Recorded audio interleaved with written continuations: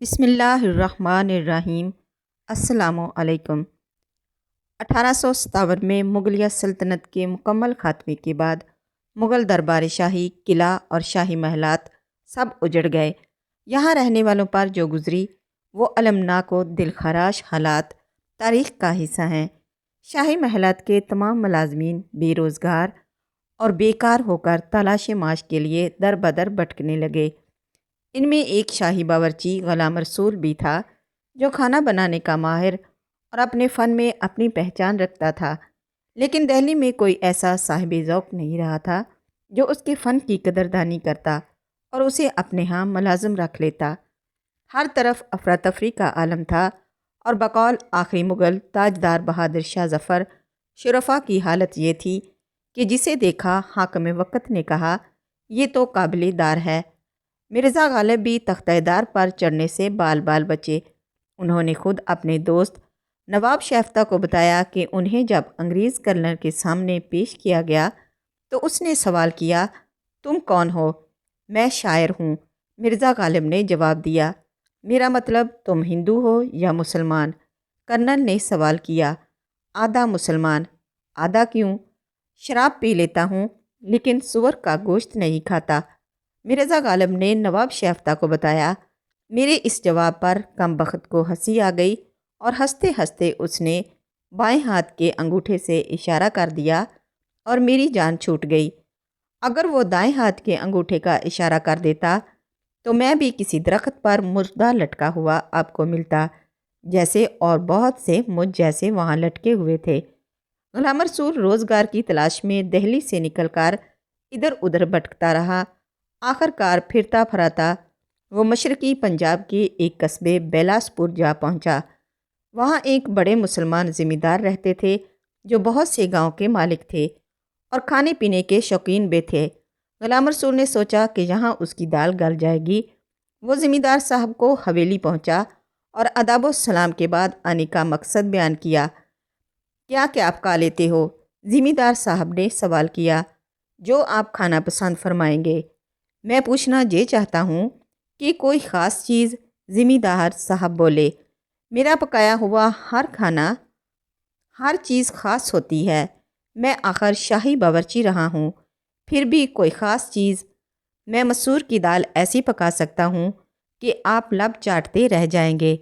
اچھا یہ بات ہے تو ہم سب سے پہلے مسور کی دال ہی کھائیں گے۔ ہم بھی تو دیکھیں تم دال میں کیا خوبی پیدا کرتے ہو۔ زمیندار نے دلچسپی لیتے ہوئے کہا، جناب آپ اپنے تمام دوست احباب کو مدعو کریں، وہ بھی داد دیں تو پھر بات ہے نا۔ یہ بات ہے تو چلو ان کو بھی بلا لیتے ہیں۔ اور کچھ؟ زمیندار صاحب نے کہا، اور یہ کہ دال کا خرچ بعد میں آپ کو مجھے دینا ہوگا۔ غلام رسول بولا، ویسے تو ہمارے باورچی خانے میں ہر چیز موجود ہوتی ہے، لیکن پھر بھی اگر تم کوئی خاص چیز اس میں ڈالنا چاہو تو اس کے پیسے لے لینا، لیکن یہ تو بتاؤ تم تنخواہ کیا لوگے؟ زمیندار صاحب نے پوچھا۔ آپ میرے ہاتھ کی بنی ہوئی مسور کی دال پہلے چکھ لیں، پھر بتاؤں گا، جیسی تمہاری مرضی۔ زمیندار صاحب بولے۔ غلام رسول نے زمیندار صاحب کے باورچی خانے کا چارج سنبھال لیا۔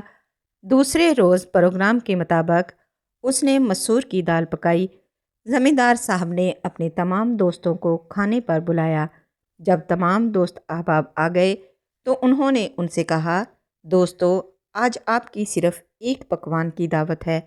میرے نئی باورچی نے اس کے ساتھ کوئی اور پکوان بنانے سے انکار کر دیا ہے اور کہا ہے کہ اگر صرف ایک پکوان سے ہی مزہ نہ آ جائے اور سب اپنے لب چاٹتے ہوئے نہ رہ جائیں تو وہ شاہی باورچی نہیں۔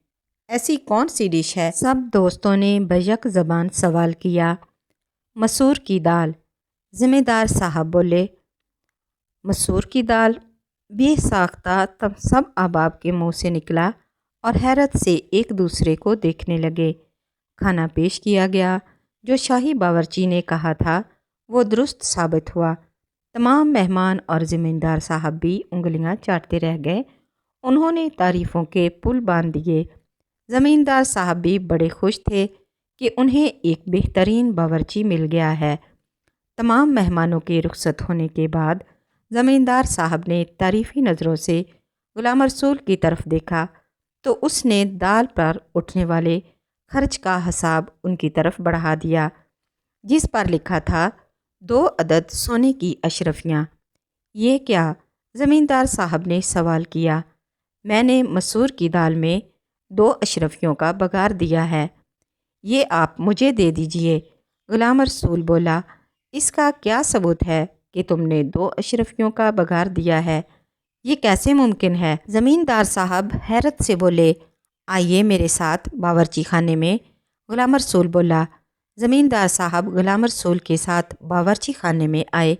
وہاں چولہے پر سیاہ رنگ کی اشرفیاں رکھی تھیں، جن پر مہر اور وزن وغیرہ ابھی تک نمایاں تھے۔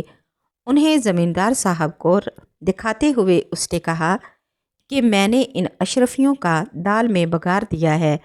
زمیندار صاحب نے ان کو ہاتھ لگایا تو وہ چور چور ہو کر صفوف میں تبدیل ہو گئیں۔ انہیں تم نے کس طرح جلایا؟ یہی تو فن ہے جناب، غلام رسول نے جواب دیا، لیکن میرے پاس تو سونے کی اشرفیاں نہیں ہیں۔ زمیندار صاحب بولے، تو ان کی رقم، میرا مطلب ہے قیمت دے دیجئے، میرے پاس یہ آخری اشرفیاں بچی تھیں۔ غلام رسول نے کہا۔ زمیندار صاحب کچھ دیر سوچتے رہے، پھر بولے، آؤ میرے ساتھ۔ وہ غلام رسول کو لے کر اپنی بیٹھک میں آئے، میز کی دراز سے رقم نکالی اور اسے دیتے ہوئے بولے، تم باورچی تو کمال کے ہو، لیکن بہت مہنگے ہو، میں تمہیں اپنی ملازمت میں نہیں رکھ سکتا۔ غلام رسول نے رقم جیب میں رکھی، زمیندار صاحب کو سلام کیا اور یہ کہتے ہوئے رخصت ہو گیا کہ یہ منہ اور مسور کی دال